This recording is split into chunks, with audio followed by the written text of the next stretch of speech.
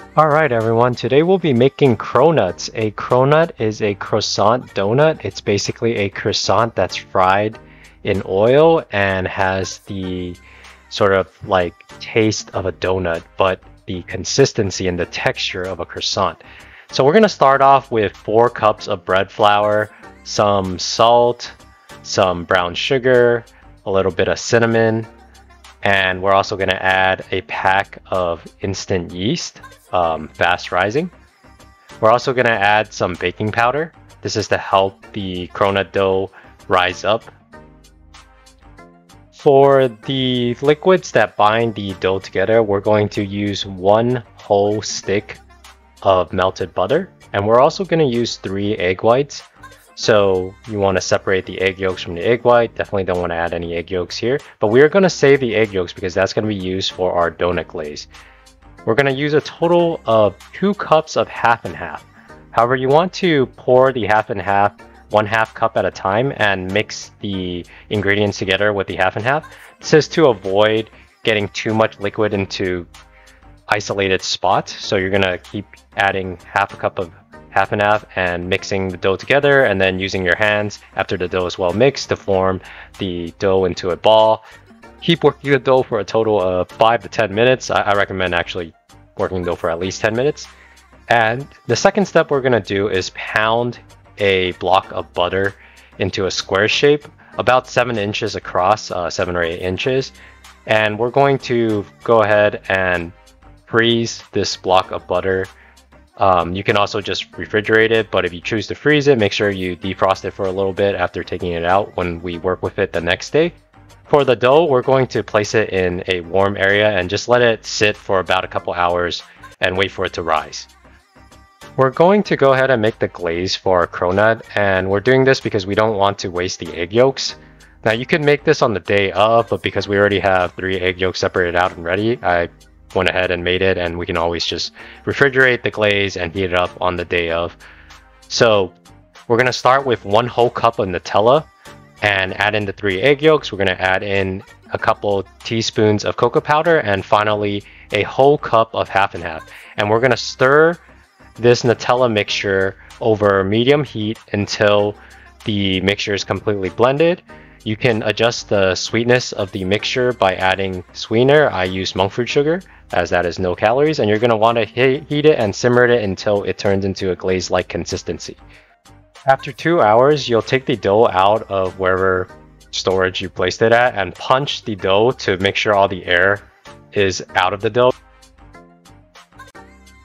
So we're going to refrigerate the dough and the butter overnight, and on the next day, note that this is going to be a 3-day process to make this croissant donut. So the next day, we're going to roll out that dough from the fridge into about a 15-inch by 15-inch square. And we're going to add that 7 to 8-inch block of butter as a diamond shape across the dough, like so. And you're going to fold the edges of the dough over the block of the butter and seal the butter inside the dough. Here's a demonstration of how to do that. Make sure you pinch the sides so that there is no butter leaking from the dough, and smooth it out on the top. Once the dough is smooth with the butter inside, we're going to roll it out again, and we're going to make another square shape and then proceed to fold the edges of the dough in. This folding is what creates the layers in a croissant or the cronut. We're going to proceed to roll the dough out again into a large 1 foot by 1 foot square. You could potentially roll the dough out larger. It seems that I rolled it to about 15 inches by 15 inches. And we're going to, once again, fold that large square into 4s to create another set of layers. And we're going to do that a 3rd time, making a grand total of 12 layers. Once that rolling is completed, you're just going to store it in the fridge. And on the 3rd day, we're going to take out the dough again, flatten it, and use a donut cutter to cut out our cronuts. This dough should be able to support at least 16 cronuts. So go ahead and flatten that dough to about 1/2 inch thick. You can make it thicker and have like just a wider, larger donut instead of having these smaller, flatter donuts. So that's up to you. If you want to make it wider and fatter, you just want to make sure to flatten the dough about to about an inch instead of half an inch. We're going to let that cronut dough rest and rise for at least an hour and a half. In the meantime, go ahead and make the sugar that we're going to coat our cronut in, and we're using vanilla extract, cinnamon, brown sugar, and monk fruit sugar. After an hour and a half, we're going to heat up a whole wok of oil until 350 degrees Fahrenheit.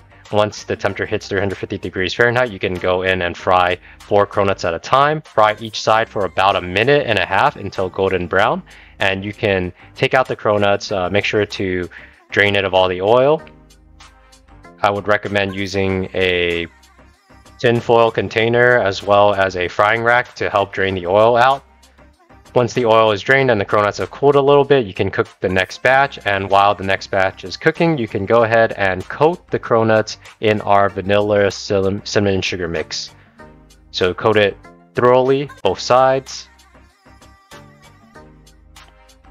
And you're going to repeat this process for all 16 cronuts, or however many cronuts you have. It's time to go ahead and assemble our cronut by putting on the finishing glaze and finishing touches.